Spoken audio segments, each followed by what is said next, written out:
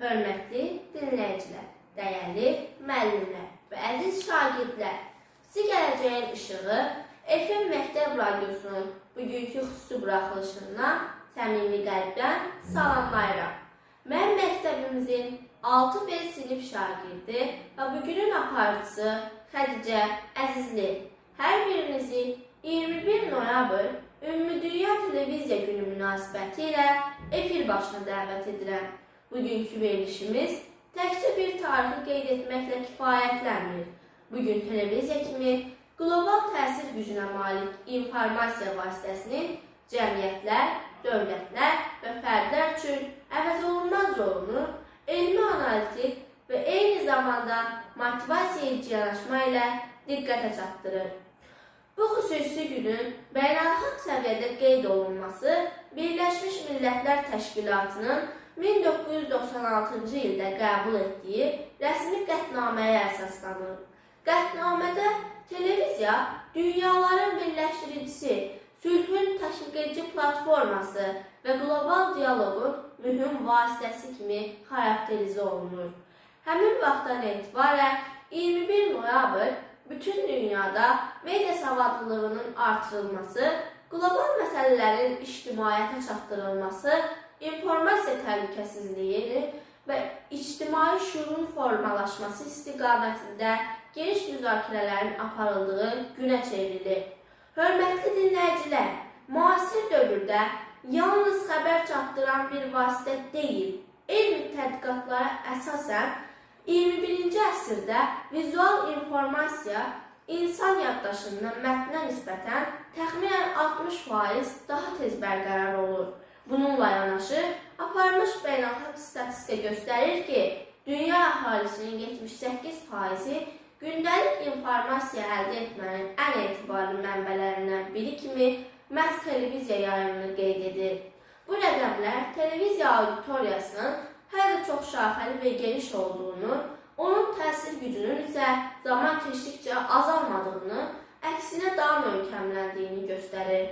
Lənkəran rayonu Yuxarı Vədikən tam orta ümumi təhsil məktəbinin radiosu olan Gələcəyin İşığı FM olaraq biz də qlobal medianın inkişaf meyillərini izləyir, məktəblər arasında informasiya mədəniyyətinin formalaşmasına xüsusi diqqətlə yanaşırıq. Çünki televiziyanın mahiyyətini, funksiyasını, təhlükəsizlik prinsiplərini və ictimai məsuliyyətini dərk etmək, habelə media savadlılığına yiyələnmək hər bir şagirdin müasir dünyada özünü doğrultması üçün əsas şərtlərdən biridir. Əziz dinləyicilər, televiziyanın tarixçəsinə qısa, lakin faktlara əsaslanan bir nəzər salmaq istərdim. 20-ci əsrin əvvəllərində ilk elektron görüntü ötürmə təcrübələrindən başlayaraq 1936-cı ildə Londonda BBC tərəfindən həyata keçirilən ilk rəsmi televizyon yayıma qədər bu sahənin inkişafı çox sürətli olmuşdur. 1950-1970-ci illərdə televiziya artıq qlobal bir kommunikasiya şəbəkəsinə çevrilmiş, informasiya axınının miqyası genişləşmiş və dünya hadisələrin geniş tamaşaçı kütlələrinə çatdırılması daha operativ hala gəlmişdir. Texnoloji tərəqqi nəticəsində rəngli yayım, peyk rabitəsi, rəqəmsal formatlar, yüksək keyfiyyətli HD və UHD texnologiyaları, həmçinin interaktiv televiziya formaları meydana çıxmışdır.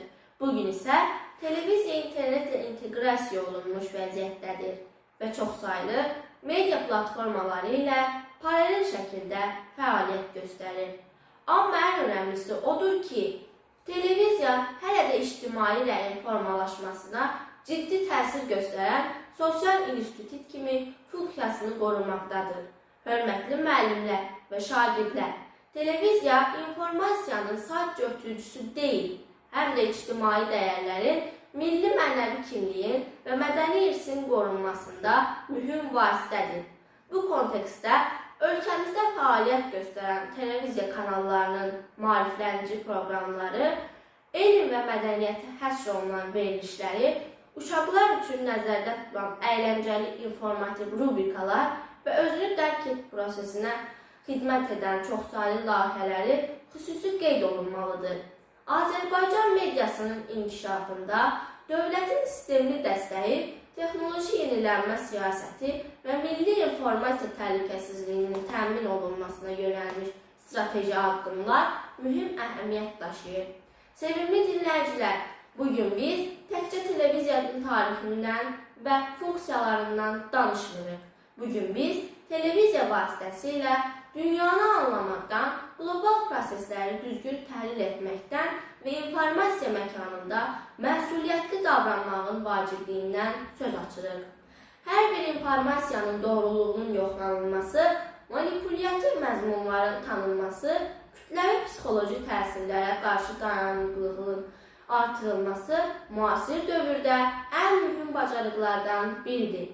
Elmi tədqiqatlara əsasən, informasiya təsirinin psixoloji mexanizmləri insanın emosional reaksiyasını, diqqət mərkəzlərini və qavrama sürətini formalaşdırır.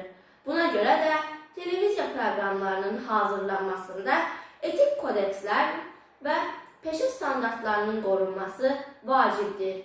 Bu standartlar təkcə jurnalistlikin yox, ümumilikdə cəmiyyətin sağlam informasiya mühitinin əsas sütunlarından hesab olunur. Təbii ki, televiziya həm də maarifçilik üçün geniş platformadır. Dünyada aparılan araşdırmalar göstərir ki, tədris prosesini yalnız vizual materiallardan istifadə edən şagirdlərin dərk etmə qabiliyyətini orta hesabla 35% artırır. Bu baxımdan elm və təhsil yönümlü televiziya proqramları şagirdlərin dünya görüşünün genişlənməsinə, analitik təfəkkürünün formalaşmasına və yaradıcılıq prosesinin güclənməsinə mühüm təsir göstərir. Hörmətli müəllimlər və əziz şagirdlər, indiki informasiya əsrində hər birimiz media mühitinin fəal iştirakçılarıyıq. Bu iştirakin məsuliyyətli şəkildə qurulması, informasiyanın məqsədinə uyğun təhlili, məzmununun seçilməsində diqqətlilik və media etikasının qorunması sağlam cəmiyyətin formalaşmasına əsas komponentlərdəndir. Televiziya isə bu proseslərin mərkəzində dayanır. Bugünün xüsusi qeyd olunmasının əsas məqsədi də məhz informasiyanın qlobal dövriyyəsi, ictimai dialoqun və beynəlxalq əməkdaşlığın təşviq etməkdir. Hörmətli dinləyicilər, verilişimizin sonuna yaxınlaşarkən bir daha diqqətinizə çatdırmaq istəyirəm ki, 21 noyabr Ümumdünya Televiziya Günü təkcə media hadisəsi deyil. Bugün kommunikasiya mədəniyyətinin, elmi analitik düşüncənin və informasiya təhlükəsizliyinin önəmini xatırladan mühüm tarixdir. Televiziyanın inkişafı tarixi bir daha sübut edir ki, insanın ağlı, gücü, texnologiyanın imkanları və cəmiyyətin informasiya ehtiyacları birləşəndə böyük dəyişikliklər baş verir. Biz də o böyük dəyişikliklərin şahidi və iştirakçısıyıq. Bugün buraxılışımız ümid dolu bir mesajla tamamlayıram. Hər bir informasiyanı dəyərləndirmək, hər xəbəri düzgün anlamaq və hər görüntüdəki həqiqəti görmək bacarığı insanı gücləndirir, cəmiyyəti irəli aparır. Sizi yenidən gələcəyin işığı efirdə görmək ümidi ilə verilişimizi yekunlaşdırıram. Mən Xədicə Əzizli, diqqətinizi, zamanınızın və düşüncənizin üçün hər birinizə təşəkkür edirəm. Gələcək günlərinizin işıqlı informasiyanız, doğru baxışınız aydın olsun. Sağ olun, sağlıqla qalın.